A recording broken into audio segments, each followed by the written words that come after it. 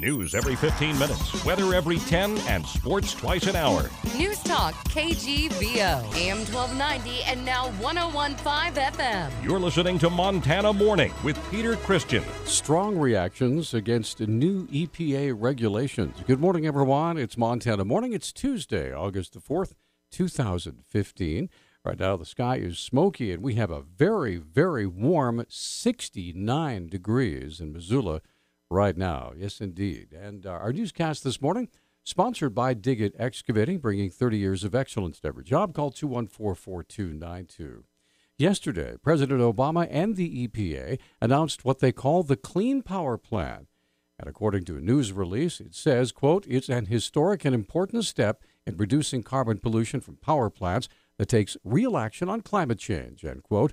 Those were the opening lines in a Monday news release from the EPA. Reactions have come hard and fast from opponents of the Clean Power Plan, from the U.S. Senate, the Montana Attorney General's office, and from Northwestern Energy. Senator Steve Daines called the plan a war on American jobs and the economy. The Obama administration's so-called Clean Power Plan not only would shutter our country's coal-fired power plants, but also hinder the tribes and states' ability to develop their coal resources. In fact, just last month, the Supreme Court issued a severe rebuke of the Obama administration's sweeping energy regulations. Spokesman for Attorney General Tim Fox, John Barnes, said not only Montana industry, but Indian tribes also depend on the coal industry. One of the end results of these new EPA regulations, the overall goal, I don't think it's any secret here, is to eliminate domestic demand for coal.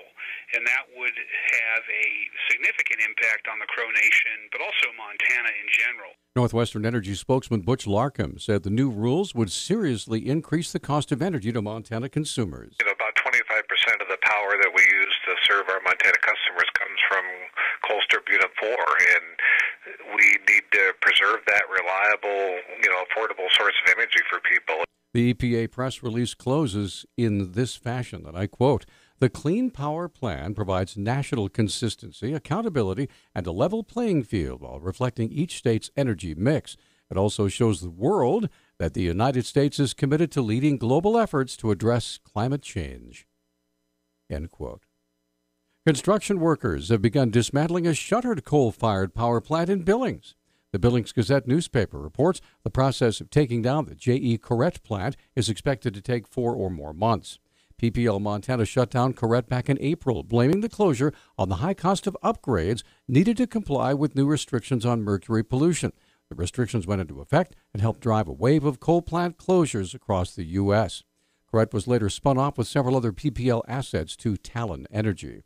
Spokesman Todd Martin said the plant is being decommissioned. He says environmental cleanup measures will need to take place before demolition crews begin removing asbestos. The trial for a man accused of a fatal shooting at a Lewis and Clark County home in 2013 has been scheduled for February. The Helena Independent Record newspaper reports 66-year-old James George Stifler waived his right to a speedy trial at a hearing on Friday. The trial is scheduled to begin February 1st. Stifler has pleaded not guilty to deliberate homicide for the May 22, 2013 death of 37-year-old Henry Thomas Johnson. According to court documents, Stifler says he returned home to find Johnson ransacking his home and trying to steal his property. Stifler later called authorities to report he had shot and killed the man. Prosecutors say Stifler's story is not supported by forensic evidence. They say Stifler shot Johnson as he was exiting a window. A new relationship between the Montana Department of Environmental Quality and the National Weather Service led to the first NWS Unhealthy Air Quality Conditions Alert for Montana yesterday. DEQ air quality meteorologist Kristen Martin says most of the smoke isn't even from Montana fires. Our Libby monitor measured unhealthy air quality due to smoke coming in from wildfires in Washington State and other parts of the West Coast. The Glacier Rim fire is causing impacts to the east of Glacier, and not too many right now. Most of the smoke impacts are caused by transported smoke. The unhealthy warning was just for Lincoln County. Martin says that despite the drought, western Montana has had good air quality most of the summer. In western Montana, definitely. We did have some cooler temperatures and some wetter weather moving through in July that allowed us to kind of have good air quality for quite a while in July, which is a little unusual for Montana. But at the beginning in July, eastern Montana definitely experienced a lot of smoke coming down from Canada. So it depends where you are in the state. Smoke was thick enough to block views of the mountains in most of Missoula yesterday. Health Department spokesman Sarah Cofield said the air quality was moderate unless you were outside a lot. The smoke concentrations in Missoula are generally moderate. However, because it has been sitting around and sticking here for so long, even that smaller amount of smoke near the ground, it's a cumulative effect considered unhealthy for sensitive groups. A new cooler weather system moved into the region last night. Martin says it's uncertain whether that new system will bring any more smoke or help disperse the smoke that's already here. 37-year-old Catherine Roscoe was arrested Saturday for allegedly driving drunk with 3 children in her car, ages 14, 12, and 5. Roscoe appeared yesterday via video from the Missoula County Jail on 3 counts of felony criminal child endangerment, as well as a misdemeanor charge of aggravated DUI. Deputy County Attorney Jennifer Clark said 911 got a call Saturday regarding a suspicious vehicle that was parked illegally along I-90. The caller then followed the suspect vehicle. That male got onto the road and observed this vehicle swerving.